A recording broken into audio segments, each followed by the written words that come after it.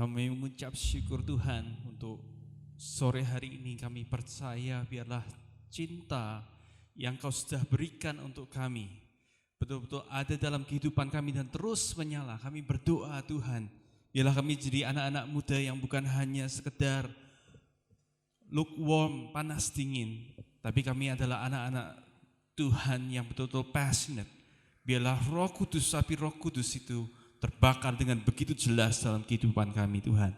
Terima kasih Tuhan, dan sore hari ini kami berdoa, biarlah kebenaran firman-Mu boleh terus memberikan bahan bakar kepada cinta atau kasih Tuhan di dalam kehidupan kami. Senantiasa biarlah dunia boleh menyaksikan bahwa ada Engkau di dalam kehidupan kami. Terima kasih Tuhan, di dalam nama Tuhan Yesus Kristus kami berdoa dan mengucap syukur. Amin. Wow, halo you Impactors dimanapun kalian berada sore hari ini.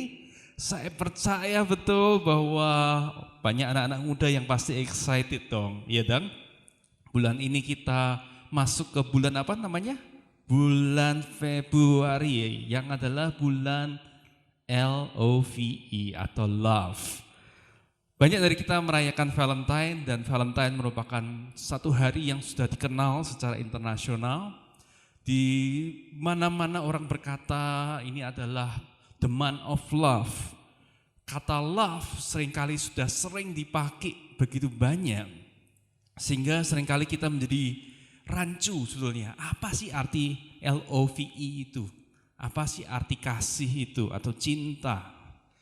Sore hari ini saya ingin mengajak kita untuk masuk dalam satu kebenaran yang saya percaya akan sangat-sangat membebaskan anak-anak muda. Saya percaya ada banyak orang yang akan terberkati oleh pesan ini. Saudara-saudara, teman-teman, saya akan beri judul pada sore hari ini, Love Not Lust. Love Not Lust. Nah, apa sih sebetulnya definisi dari kasih? Saya paling suka untuk membuka ayat favorit kita semua, yaitu dari Yohanes 3:16. Siapa yang nggak hafal ayat ini? Saya percaya setiap dari kita, teman-teman pasti juga sudah sangat familiar dengan ayat ini. Yuk kita baca sama-sama ayatnya. Karena begitu besar kasih Allah akan dunia ini, sehingga Ia telah mengaruniakan anaknya yang tunggal. Saya mau berhenti sebentar, di sini dikatakan ada kata kasih. Teman-teman bisa garis bawahi kata kasih. Dan kemudian ada kata mengaruniakan. Kasih mengaruniakan, perhatikan ya. Supaya setiap orang yang percaya kepadanya tidak binasa, melainkan beroleh hidup yang kekal. Dikatakan kemudian ayat 17, sebab Allah mengutus anaknya ke dalam dunia bukan untuk menghakimi dunia. Nah teman-teman di rumah kalau Anda menyaksikan, saya juga akan garis bawahi mulai dari kata bukan untuk menghakimi dunia, melainkan untuk menyelamatkannya oleh Dia. Teman-teman waktu mendengar kata menghakimi, apa yang muncul di dalam pikiran teman-teman? Menghakimi itu bicara mengenai sebuah standar yang kita tuntut dari orang lain menurut kita pantas. Nah saya bersyukur bahwa Tuhan datang ke dunia ini tidak menghakimi kita. Dia tidak pakai standarnya Dia untuk manusia harus berkelakuan seperti ini. Karena setiap kita akan menyadari bahwa kita jauh di bawah standarnya Tuhan. Tapi saya bersyukur Dia mengasihi. Tadi dikatakan yang pertama, di ayat pertama dikatakan karena begitu besar kasih Allah sehingga Dia mengaruniakan. Mengaruniakan itu artinya apa? Memberikan. Jadi kasih itu selalu memberi, sedangkan yang namanya nafsu, sore hari ini kita akan belajar, itu selalu menuntut atau menghakimi. Jadi di dalam dua ayat ini kita sudah punya gambaran. Apa sih love? Apa sih lust? Love not lust. Nah, saya mau ajak kita untuk baca satu definisi yang sangat bagus dari yang namanya lust, supaya kita lebih mengerti. Lust itu sebetulnya adalah menginginkan sesuatu yang belum kita miliki dan kita tidak akan puas sampai kita memilikinya. Sekali lagi, menginginkan sesuatu yang belum dimiliki dan kita tidak akan puas sampai memilikinya. Itulah lust. Nah, mungkin sekarang teman-teman mulai berpikir, wah, sebetulnya berarti pada waktu kita sering menggunakan kata love atau kasih atau cinta, sebetulnya apa yang saya maksud ya? Lust ini dikatakan menginginkan sesuatu. Bukankah seringkali dalam love, anggapan kita mengenai kasih juga kasih yang menginginkan sesuatu? Nah, sore hari ini saya mau ajak untuk kita lihat ya, benar-benar belajar apa sih perbedaan antara love dan lust. Kita akan masuk satu persatu ya. Love and lust. Apa sih perbedaan dari kedua mereka? Yang pertama, love itu adalah sebuah komitmen. Love adalah sebuah komitmen. Sesuatu yang konsisten. Namun lust atau nafsu adalah sebuah perasaan. Perasaan bicara mengenai sesuatu yang sesaat, sesuatu yang bisa berubah-ubah. Love yang kedua digerakkan oleh Tuhan. Digerakkan oleh Tuhan. Sumber kasih adalah Tuhan karena Allah adalah kasih. Lust on other hand adalah sesuatu yang digerakkan oleh kita sendiri. Love itu sabar. Coba sama-sama teman-teman di sini katakan sabar ya, dengan penuh kesabaran, dengan ekspresi yang paling sabar. Yuk, 1, 2, 3, sabar. Ya, kira-kira seperti itu ya, sabar. Sedangkan kalau lust itu maunya pengen segera, pengen cepat, pengen mencapai dengan secepat-cepatnya dalam tempo yang sesingkat-singkatnya, kata undang-undang proklamasi gitu.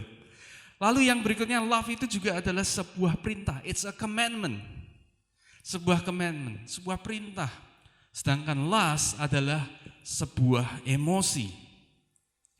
Love pada dasarnya yang berikutnya adalah selalu ingin memberi. Tadi Yohanes 3 dikatakan mengaruniakan. Mengaruniakan itu orang memberi ekspresinya. Sedangkan kalau lust itu menuntut atau menghakimi. Jadi ingin mendapat. Menghakimi berarti kita ingin mendapat perilaku yang sesuai dengan standar kita. Itulah menghakimi. Berikutnya, love itu adalah mati, sama-sama katakan mati atas keakuan. Sedangkan lust adalah hidup dalam keakuan. Teman-teman pernah renungkan enggak kenapa kok di dalam kekristenan kita sering pakai simbol salib? Ya, salib begini. Salib itu apa sih? Salib itu kan sebuah lambang kematian.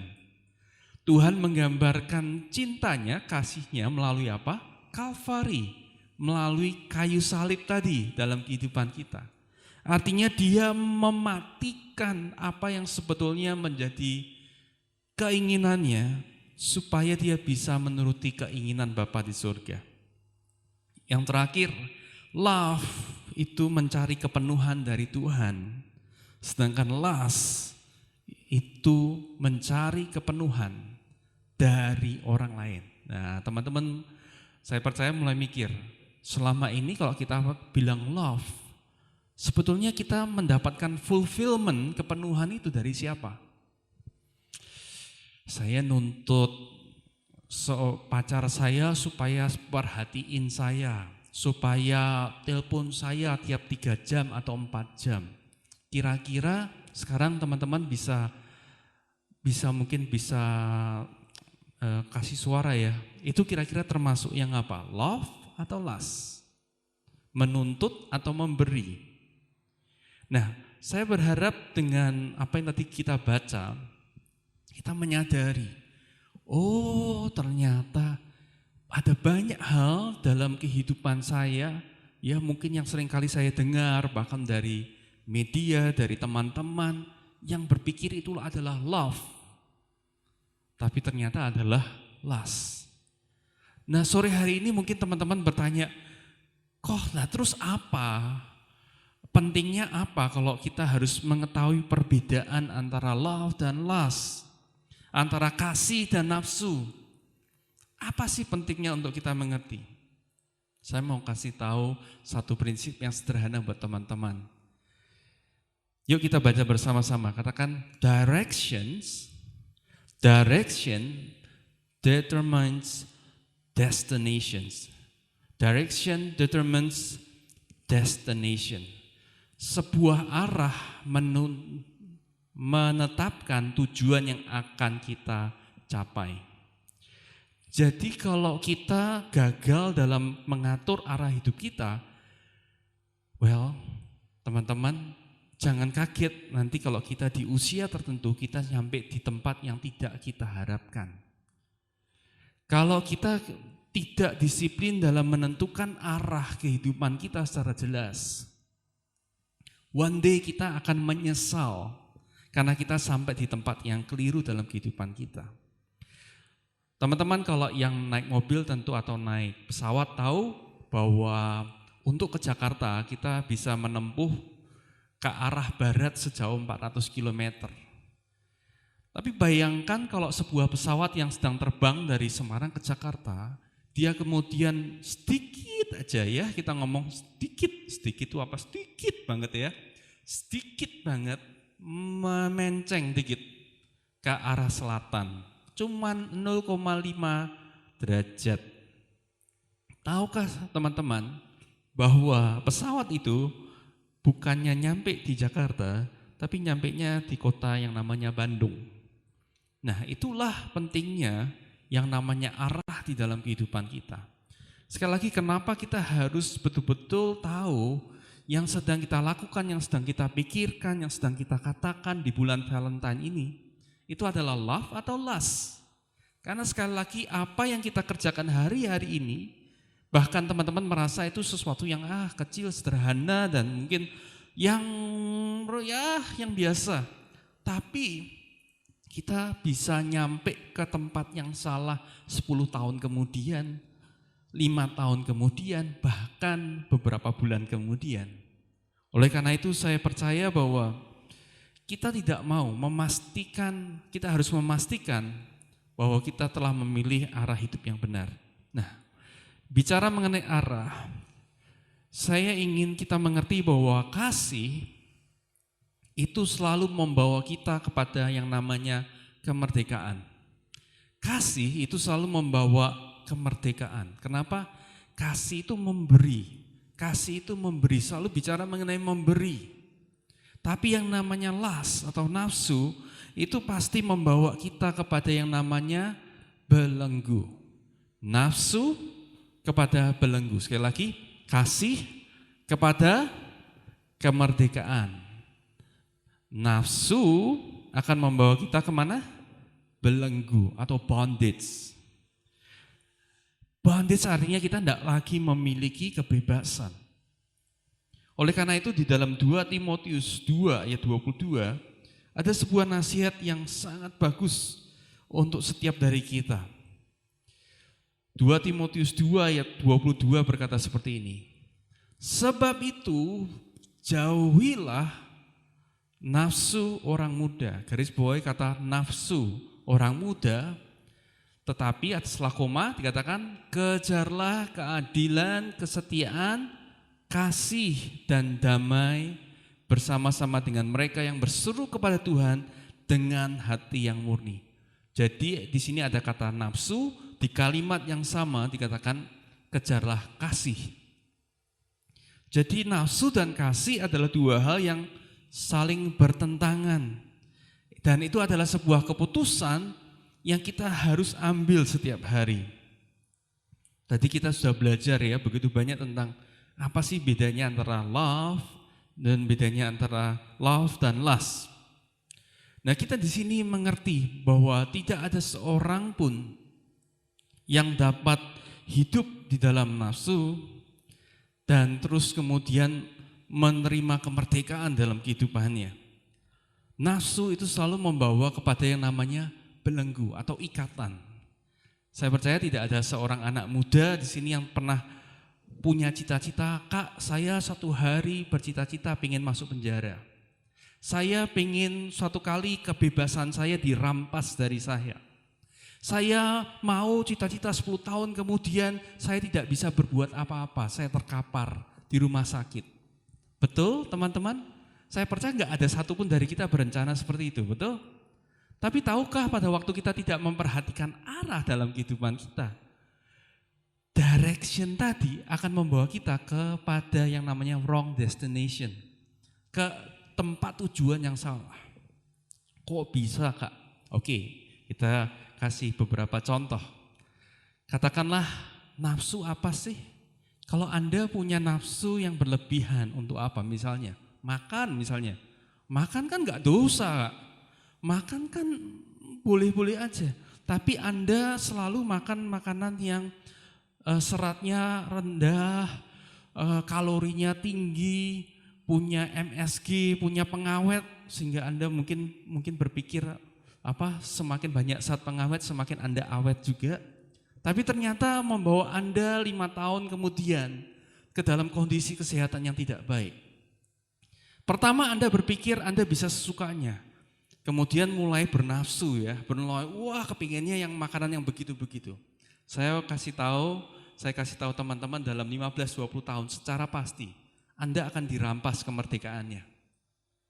Pada waktu di ranjang tempat tidur tidak bisa ngapa-ngapain, lumpuh atau stroke, tidak punya pilihan lain, Anda dibatasi oleh keputusan Anda sebelumnya. Kita dibatasi oleh pilihan kita di dalam hal kesehatan. Nafsu di dalam bidang apa lagi? Nafsu ada begitu banyak. Misalkan kita begitu berambisi, begitu pengen untuk katakanlah menghabiskan waktu untuk main. Di dalam mestinya kita belajar. Tahukah bahwa semua itu akan mempunyai akibat? Suatu kali pada waktu kita sudah dewasa, kita nggak punya kebebasan dalam memilih pekerjaan. Kita nggak punya keleluasan untuk menentukan karir seperti apa yang kita ingini. Karena apa? Nafsu itu membawa pada yang namanya belenggu. Dan saya bertemu dengan begitu banyak anak muda yang bagaimana game online di dalam HP yang kelihatannya sederhana bisa mendatangkan yang namanya belenggu. Kalau sudah main ada namanya apa? Kecanduan atau addiction. Nah, setiap orang yang mengalami namanya addiction itu artinya dia tidak lagi berkuasa atas dirinya.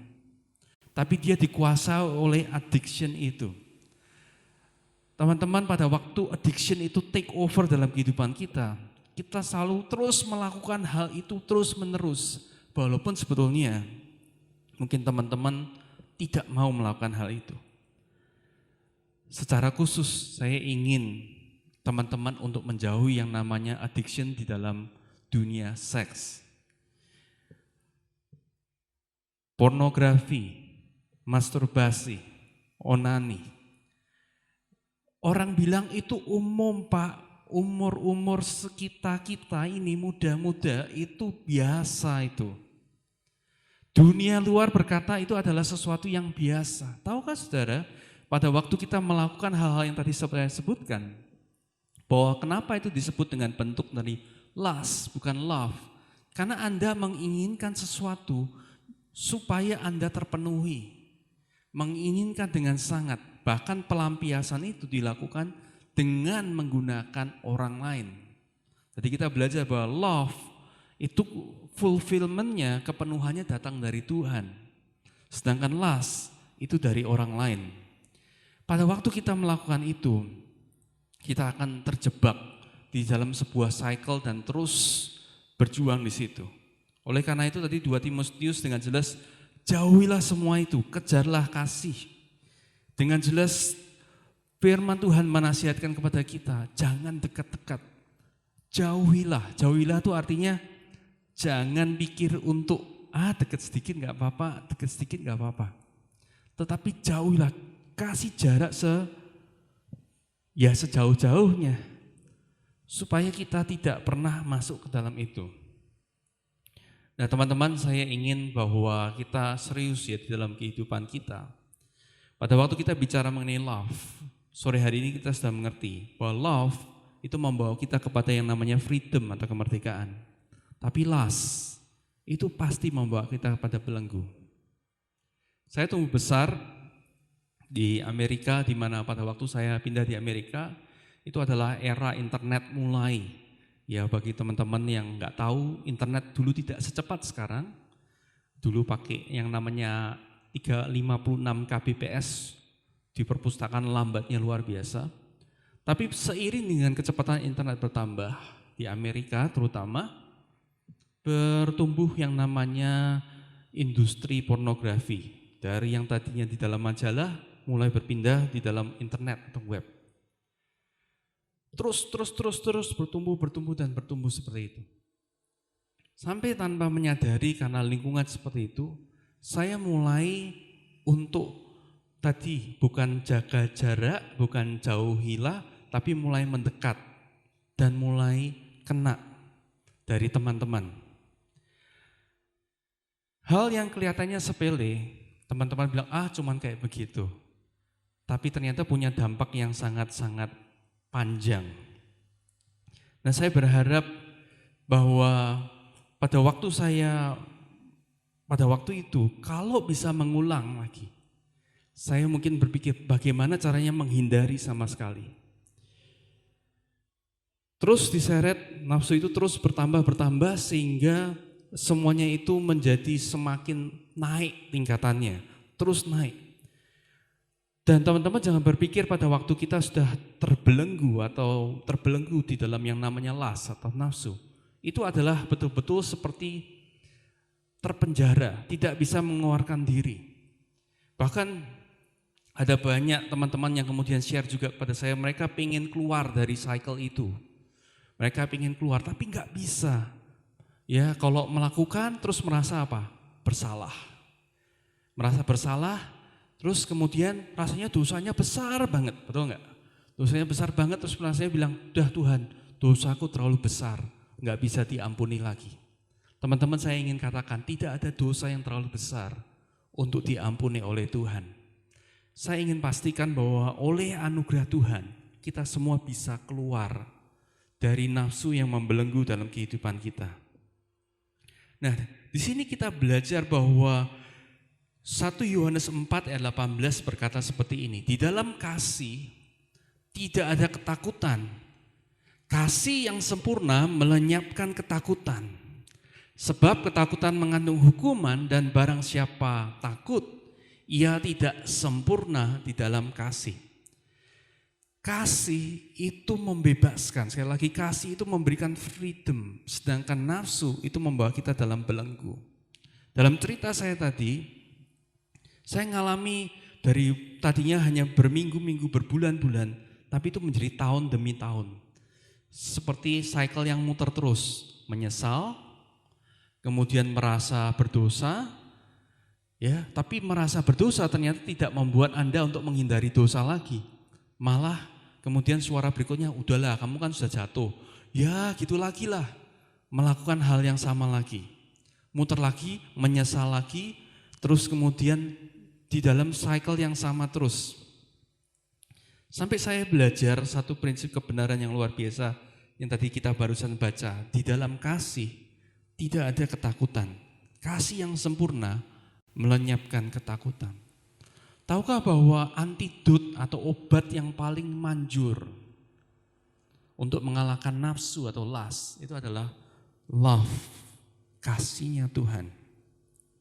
Saya belajar pada waktu kita mulai menyesal, itu tidak berarti bahwa kemudian kelakuan kita berubah.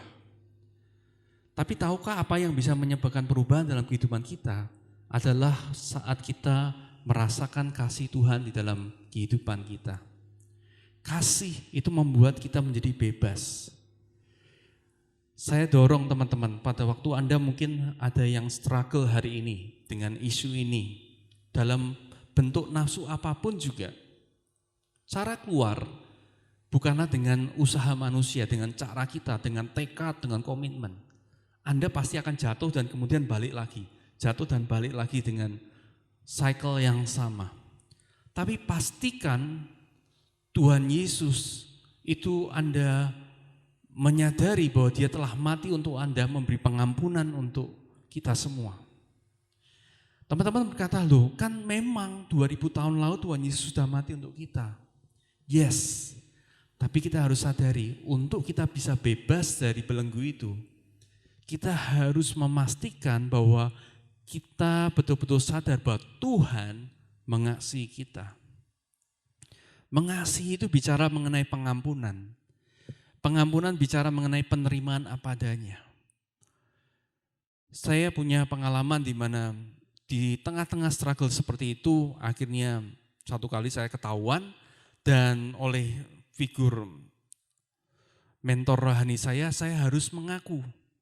Pada awalnya takut-takut, pada awalnya waduh gimana ya nanti kalau bicara. Tapi pada waktu saya kemudian mulai mengaku, mulai terbuka, cerita apa adanya.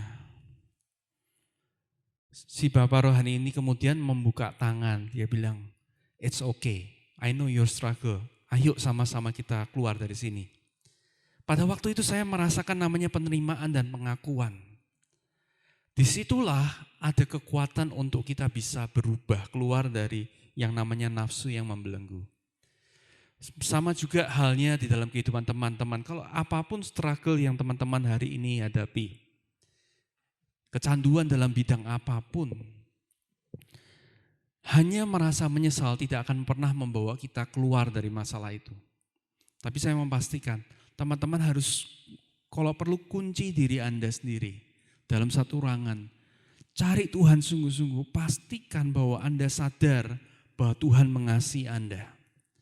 Pada waktu Anda sadar, pada waktu Anda menyembah, saya dorong Anda untuk menyembah Tuhan, sampai Anda betul-betul bisa merasakan dan memastikan, ya benar, dia mati 2000 tahun yang lalu, tapi dia mati khususnya untuk saya. Pada waktu Anda bisa berkata seperti itu, ada kekuatan, ada power yang berbeda. Saya percaya tanpa itu kehidupan kita tidak akan pernah berubah. Karena di dalam Yohanes pasal 15 ayat 5, firman Tuhan dengan jelas berkata seperti ini, "Akulah pokok anggur dan kamulah ranting-rantingnya. Barang siapa tinggal di dalam aku dan aku di dalam dia, ia berbuah banyak. Sebab di luar aku kamu tidak dapat berbuat apa-apa." Tahukah teman-teman bahwa ayat ini juga berbicara mengenai keseharian kita. Tidak ada seorang pun dari kita yang dengan tekad, dengan motivasi yang terbaik bahkan bisa mengalahkan yang namanya nafsu atau yang ada di dalam diri kita. Satu-satunya kita betul-betul bisa hidup dalam kemerdekaan adalah pada waktu kita buka tangan, buka hati kita, buka hidup kita. Kita menerima the love of God, kita menerima kasih Tuhan. Dan itu mulai dari mengundang Dia untuk hadir dalam kehidupan kita sebagai juru selamat dan Tuhan kita.